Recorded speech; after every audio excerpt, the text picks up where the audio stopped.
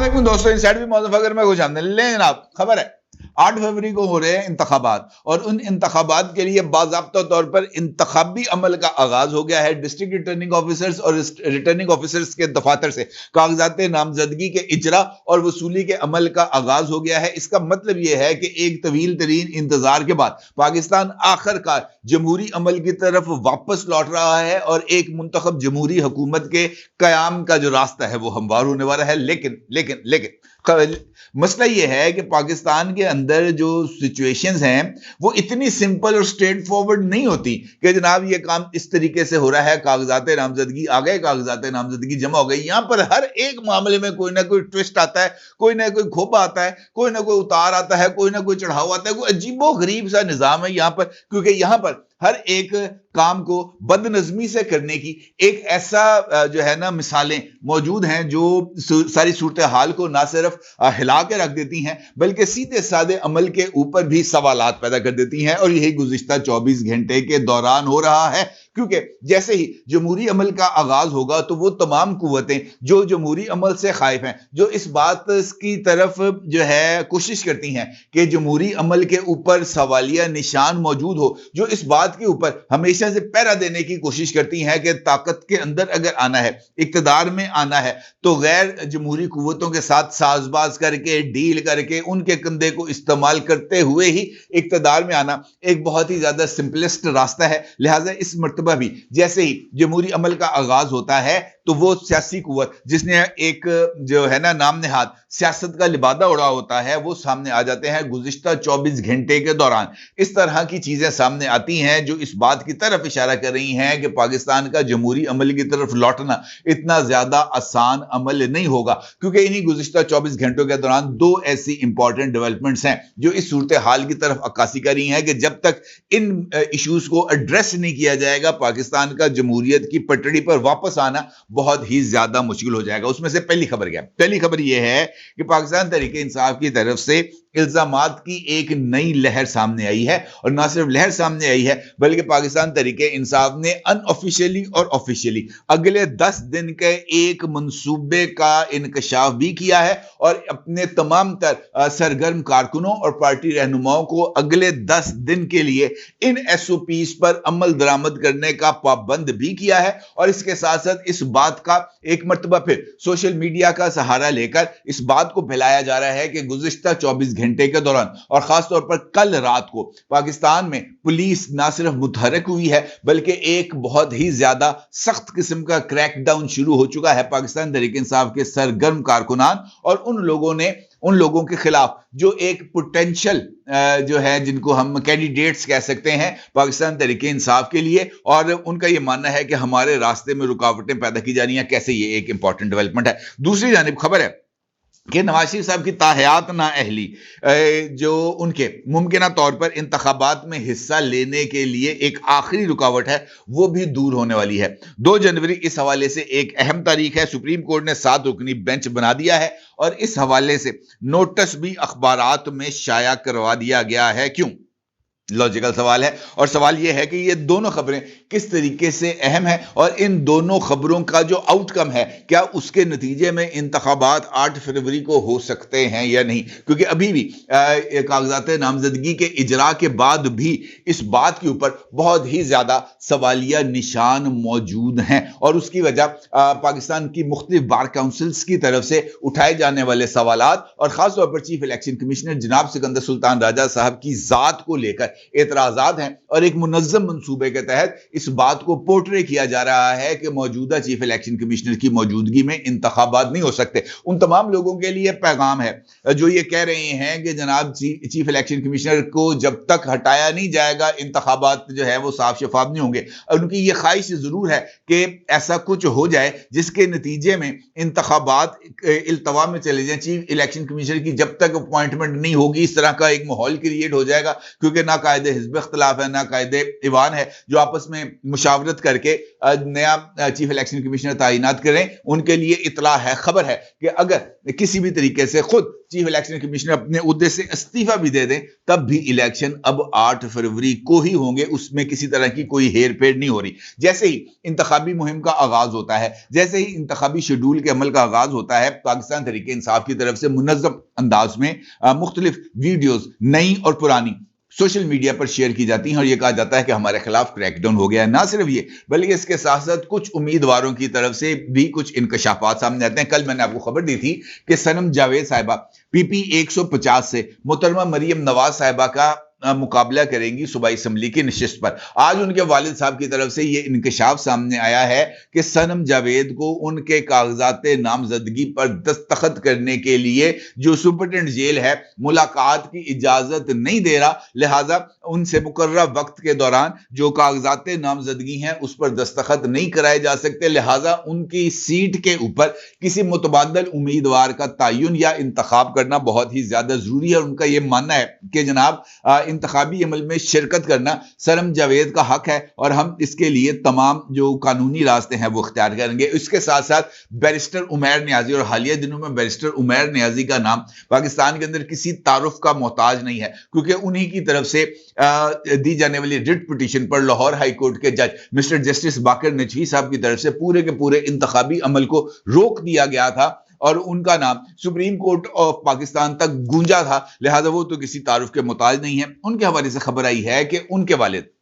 جناب ضیاء اللہ نیازی اپنے صاحبزادے بیرسٹر عمیر خان نیازی کے لیے کاغذات نامزدگی حاصل کرنے گئے ریٹرننگ آفیسر کے دفتر. جیسے ہی وہ ریٹرننگ آفیسر کے دفتر سے کاغذات نامزدگی وصول کر کے باہر نکل رہے تھے تو DSP کی قیادت میں متعلقہ جو DSP ہے, پولیس والوں نے ان کے اوپر اٹیک کر دیا اور ان سے کاغذات نامزدگی چھین کر وہ ہو گئے فرار. اس کا مطلب یہ ہے کہ وہ یہ کہہ رہے ہیں کہ پاکستان تحریک انصاف کے امیدواروں کے لیے انتخابی عمل کو مشکل بنایا جا رہا ہے, اور شاید یہی وجہ ہے کہ اگلے 10 دن کے لیے پاکستان تحریک انصاف نے اپنے پوٹینشیل امیدواروں اور سرگرم کارکنوں کے لیے ایک SOP جاری کیا ہے جو اس وقت آپ اپنی سکرین پر دیکھ سکتے ہیں. عمران خان صاحب کی سوشل میڈیا ٹیم کے ایک سرگرم رکن جناب اظہر مشوانی صاحب نے اگلے 10 دن کے لیے ایک محل سے 12-14 نکاتی SOP جاری کیا ہے, جس کے اندر انہوں نے اس بات کے لیے اپنے جو تمام سرگرم کارکنان ہیں اور امیدواران ہیں ان کو ہدایت کی ہے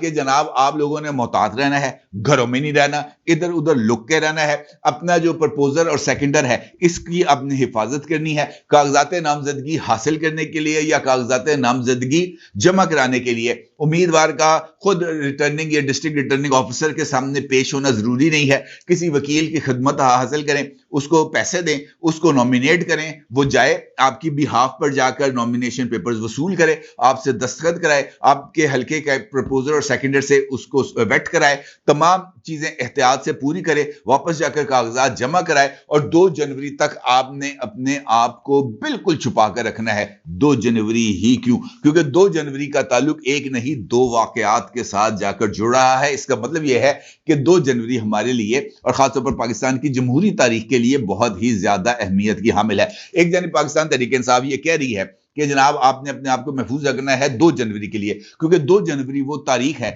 جب امیدواروں کی طرف سے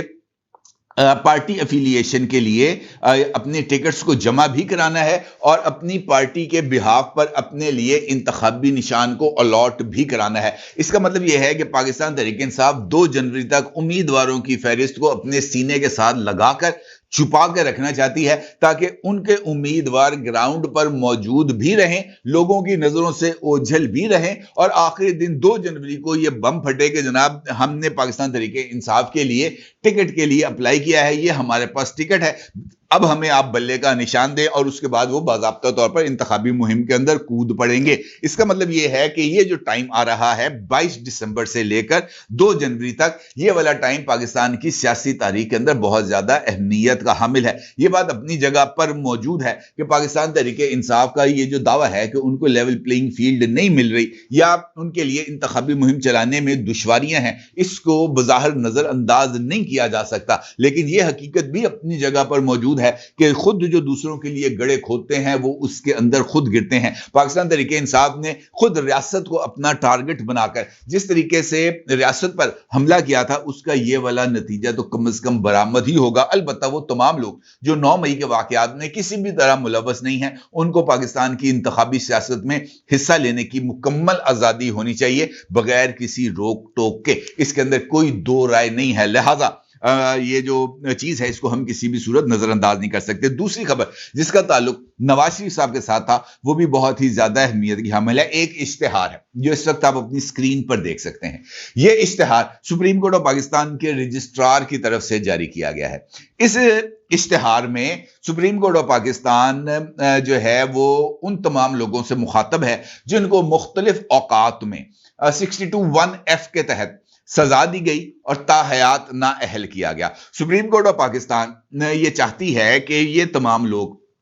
جو کسی نہ کسی وجہ سے درست یا غلط آرٹیکل 62(1)(f) کی بھینٹ چڑھے ہیں اور ان کو تاحیات نااہلی کا سامنا کرنا پڑا ہے، وہ اپنا مختصر جواب جو ہے یا اپنا موقف سپریم کورٹ آف پاکستان کے روبرو رکھیں، اور اس کے لیے سپریم کورٹ آف پاکستان نے 2 جنوری کی تاریخ کا تعین کیا ہے۔ اب یہاں پر بھی 2 جنوری ہے، یعنی 2 جنوری کو ٹکٹوں کا تعین ہوگا اور 2 جنوری کو آرٹیکل 62(1)(f) کے لیے سپریم کورٹ کا لارجر بینچ، 7 رکنی لارجر بینچ جناب چیف جسٹس مسٹر جسٹس قاضی فائز عیسیٰ صاحب کی سربراہی میں بیٹھے گا۔ اس کا مطلب یہ ہے کہ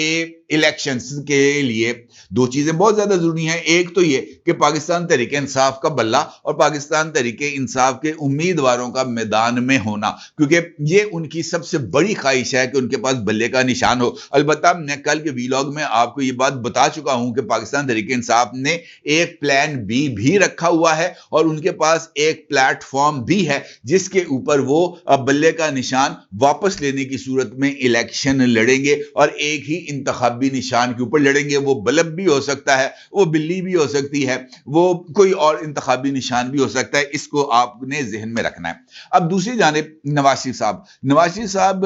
مسلم لیگ نون، انہوں نے ابھی تک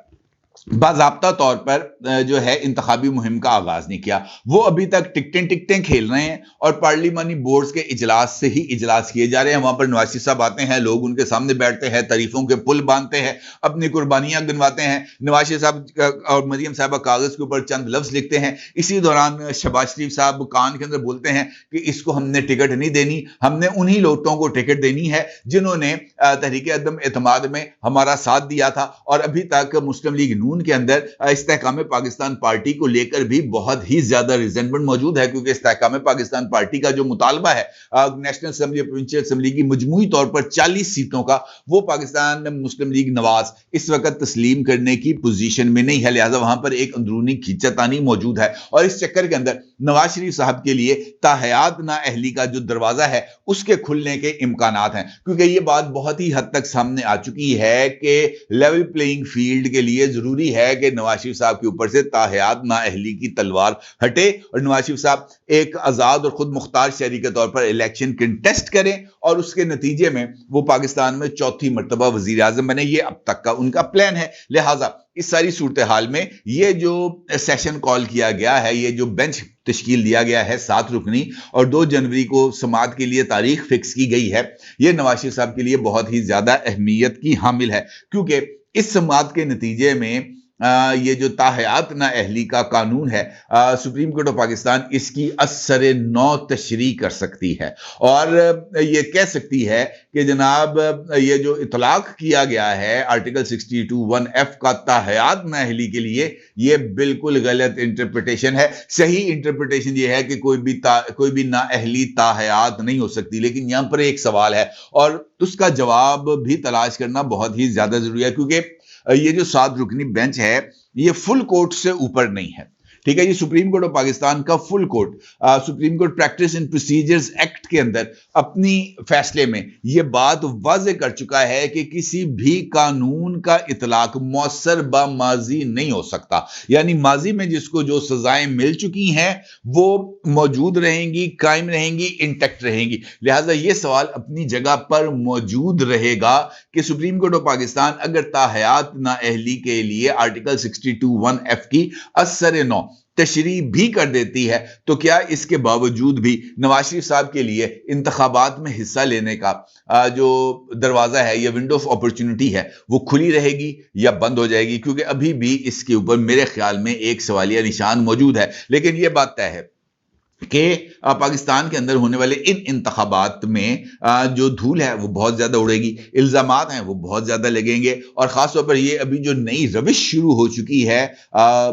سیالکوٹ والے واقعے کے بعد، اس نے تو پورے کے پورے اس انتخابی عمل کو اثر نو بہت ہی زیادہ